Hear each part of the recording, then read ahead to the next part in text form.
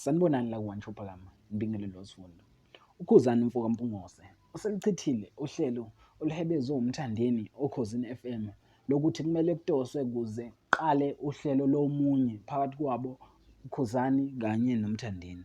uKhuzani-ke ubalile-ke izathu zokuthi kumele uhlelo lakhe lingaqhathaniswa nje, kungalingwe nje kutoswe.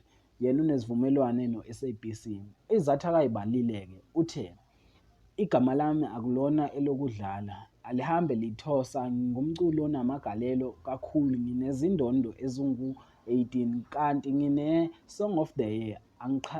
Angiqhathaniseki umuntu oqhathanisa mina osuke ebukela phansi imisebenzi yeBlue Nation.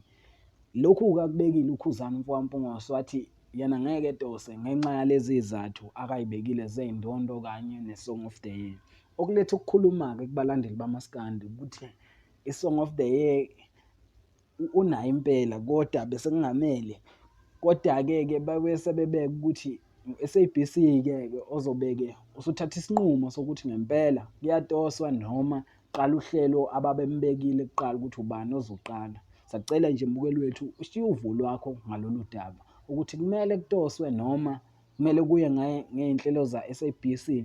Ngicela nje ushiye uvo lwakho ngaphansi ku-comment section. Ungakhohlwa ukulayikha, nokukhomenta, nokusubscribe ngane yakwethu. Ngiyabonga.